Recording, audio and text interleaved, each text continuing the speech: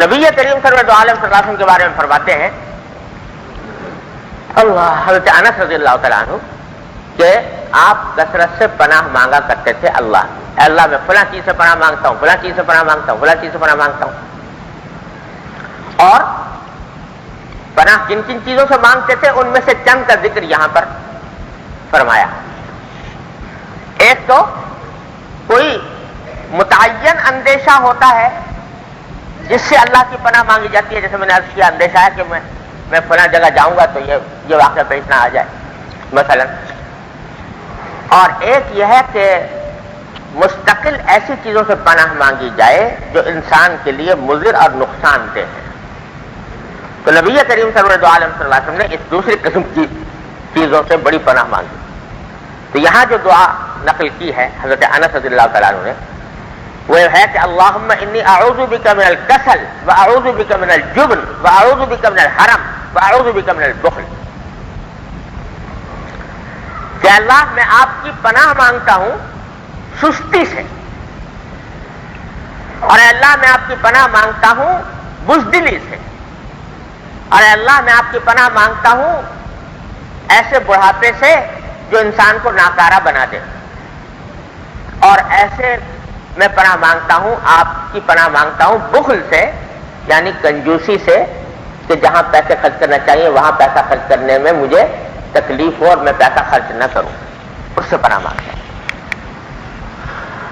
جن چیزوں سے نبی کریم صلی اللہ علیہ وسلم نے پناہ مانگی ہے ان میں سے یہ یہاں پر 4 چیزیں ذکر کی گئی ہیں اس دعا میں.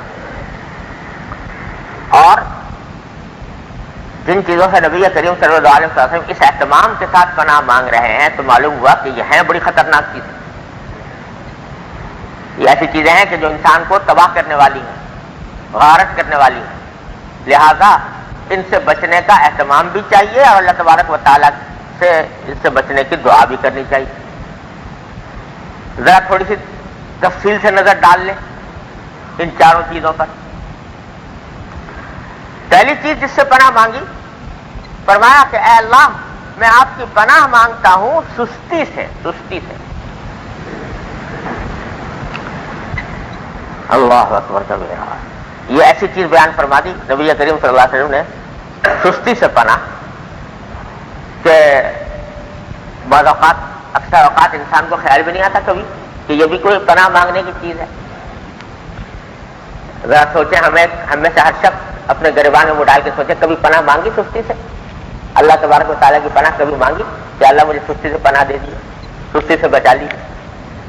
لیکن سرکار دو عالم صلی اللہ علیہ وسلم پناہ مانگ رہے ہیں، امت کو سکھا رہے ہیں کہ یہ چیز پناہ مانگنے کی ہے، اس سے پناہ مانگو سستی سے. کیوں؟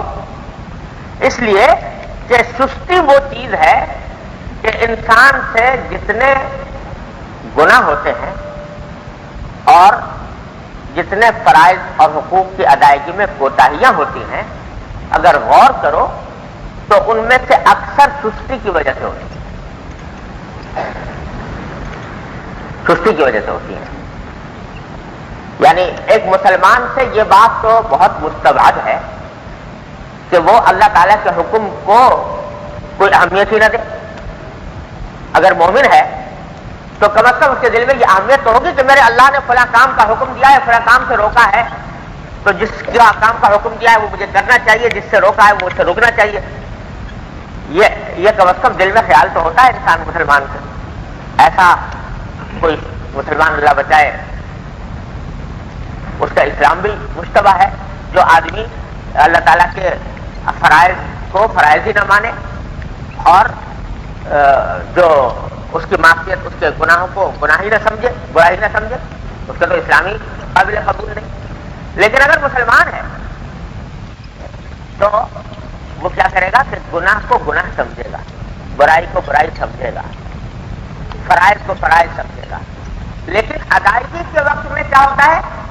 سستی آ جاتی ہے.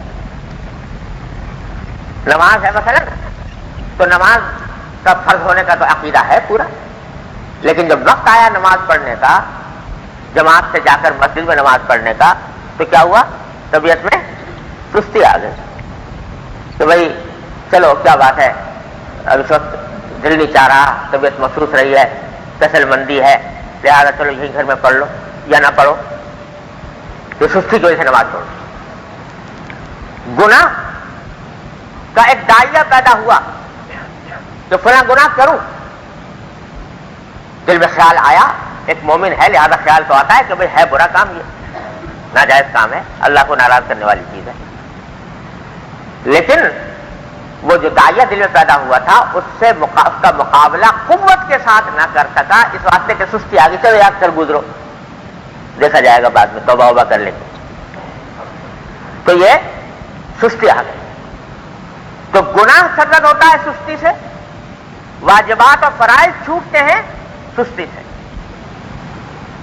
عام طور سے مومن کے جو فرائض و واجبات چھوٹتے ہیں، یا عام طور سے مومن سے جو گناہ سرزد ہوتا ہے، وہ عام طور پر اس کی وجہ سستی ہوتی ہے، سستی آ جاتی ہے. تو یہ ہے تو کہنے کو چھوٹی سی چیز سستی، لیکن ہے اتنی خطرناک کہ یہ انسان کو گناہوں میں مبتلا کرتی جاتی ہے، معصیتوں میں مبتلا کرتی جاتی ہے، اور فرائض اور حقوق چھڑواتی جاتی ہے. اس واسطے نبی کریم صلی اللہ علیہ وسلم نے دعا مانگی، اے اللہ میں آپ کی پناہ مانگتا ہوں سستی سے. اور ہے ایسی چیز یہ سستی، ایک طرف تو اتنی اس میں طاقت ہے، سستی میں طاقت ہے کہ یہ گناہ کروا لیتی ہے آدمی سے، فرائض چھڑوا دیتی ہے، طاقت تو اتنی ہے. اور دوسری طرف یہ بے حقیقت اتنی ہے کہ اگر آدمی اس کے مقابلے میں ڈٹ جائے ایک مرتبہ اور یہ کہے کہ نہیں، چاہے کتنی سستی آ رہی ہو میں اس کا مقابلہ کروں گا، تو اللہ تبارک و تعالیٰ کے فضل و کرم سے پھر اتنی ہی سستی مغلوب بھی ہو جاتی ہے. تو بھائی جب ہم دین کے راستے پر چلتے ہیں تو سستی کو تو چھوڑنا ہوگا، سستی کا تو مقابلہ کرنا ہوگا، اس کے ساتھ لڑائی لڑنی پڑے گی، اس کے بغیر کام نہیں چل سکتا، قدم نہیں بڑھا سکتا انسان. کوئی آدمی اگر یہ سوچے کہ سستی کا کوئی ایسا وظیفہ مل جائے کہ وہ پڑھ لوں اور سستی دور ہو جائے، یہ نہیں ہوتا. ہمارے حضرت والا حضرت حکیم الامت صلی اللہ تعالیٰ سرہ، اللہ تعالیٰ ان کے درجات بلند فرمائے، انہوں نے فرمایا کہ سستی کا علاج بجز چستی کے کچھ اور نہیں. سستی کا کوئی علاج چستی کے سوا نہیں. کوئی آدمی اگر یہ سوچے کہ میں تو اپنا آرام سے بیٹھا رہوں ہاتھ پر ہاتھ رکھے ہوئے اور سستی کا خود سے کوئی علاج نہ کروں، اور کوئی شیخ جو ہے وہ وظیفہ پڑھ دے اور کوئی تدبیر ایسی بتا دے کہ جس کے نتیجے میں وہ سستی زائل ہو جائے، تو یاد رکھو ایسا کبھی نہیں ہوگا. یہ اللہ تبارک و تعالیٰ نے دنیا بنائی ہے امتحان کے لیے انسان، اور امتحان اگر سستی نہ آئے تو امتحان کیا ہوا؟ امتحان تو اسی طرح ہو رہا ہے کہ سستی آ رہی ہے. اب دیکھنا یہ ہے کہ بندہ میرا اس سستی کے آگے مغلوب ہو جاتا ہے یا اس کا مقابلہ کر کے ڈٹ کر اس کا مقابلہ کر کے اس کے خلاف کام کرتا ہے. یہی تو سارا کھیل ہے، یہی تو سارا امتحان ہے.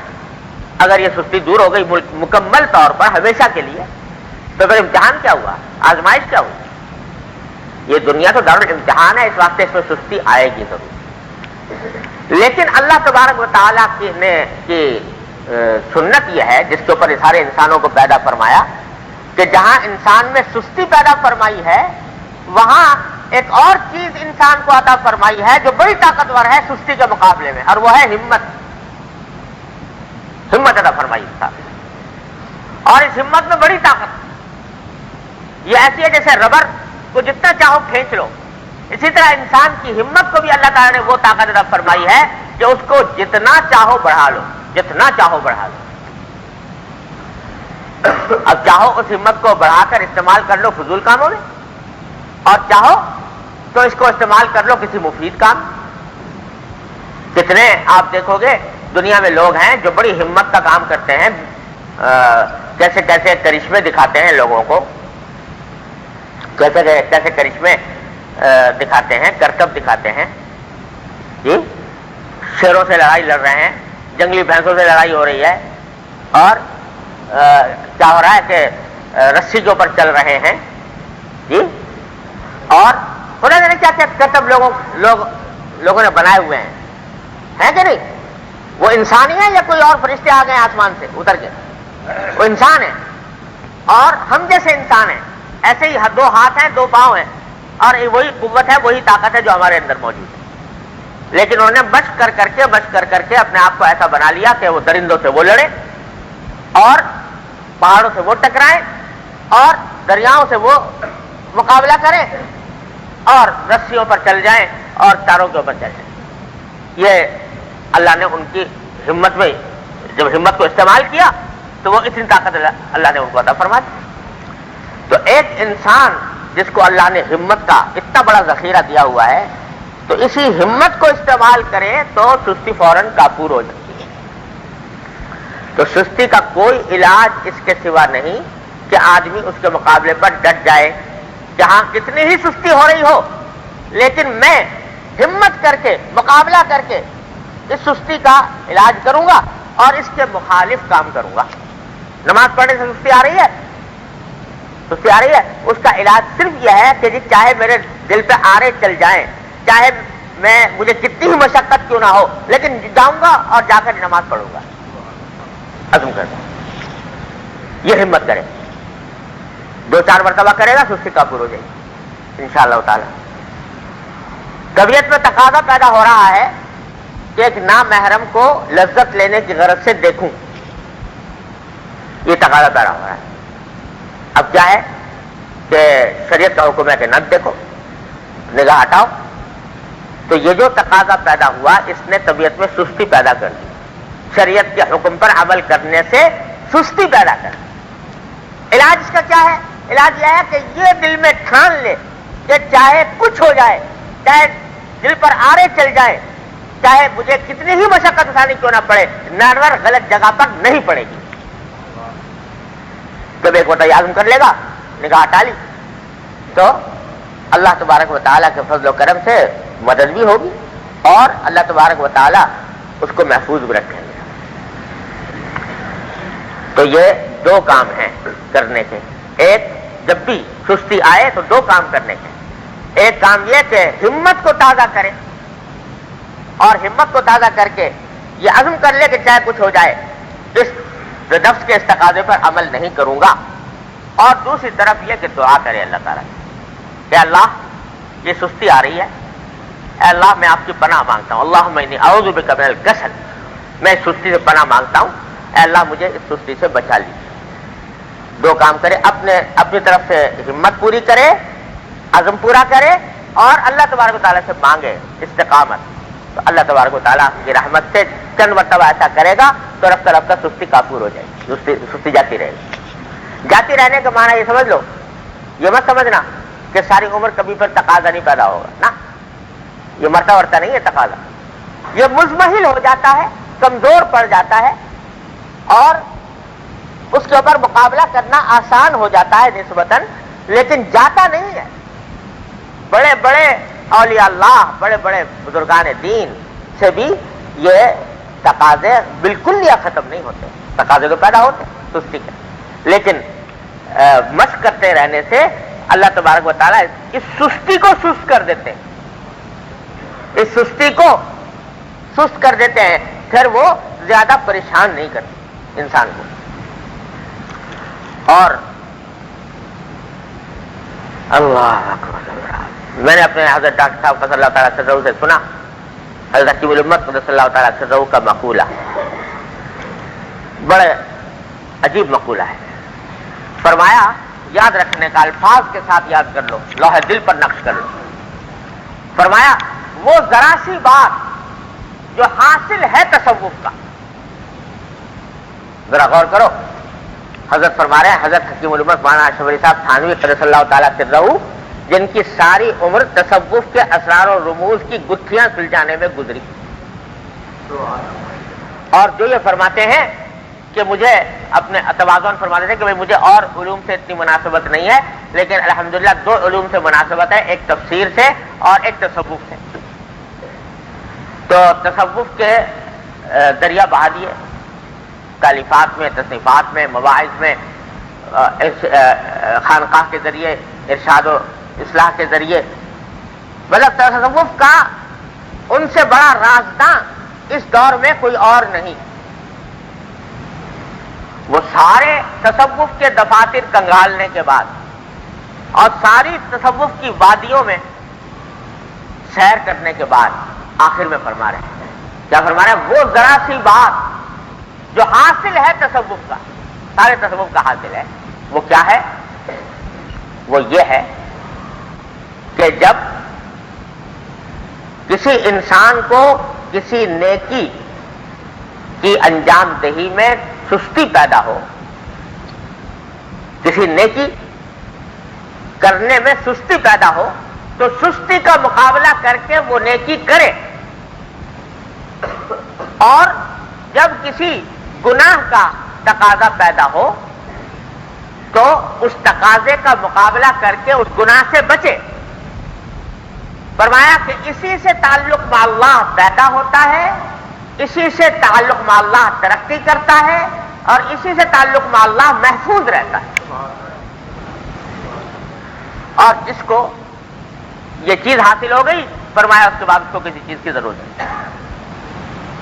یہ سارے دفتر کنگالنے کے بعد، ساری وادیوں کی سیر کرنے کے بعد حضرت یہ خلاصہ بتا رہے ہیں تصوف کا، کہ سستی کا مقابلہ کرے اور گناہ کے تقاضے کا مقابلہ کرے. تو سستی کا مقابلہ کر کے معمور بھی کا کو انجام دے، اور داعیے کا مقابلہ کر کے گناہ سے بچے. فرمایا بس یہی تعلق مع اللہ پیدا کرتا ہے، یہی اسی سے ترقی ہوتی ہے، اسی سے حفاظت. تو حاصل کیا نکلا کہ تصوف کا حاصل کیا ہوا؟ سستی کا مقابلہ. بس دو لفظوں، تصوف کا حاصل ہوا سستی کا مقابلہ.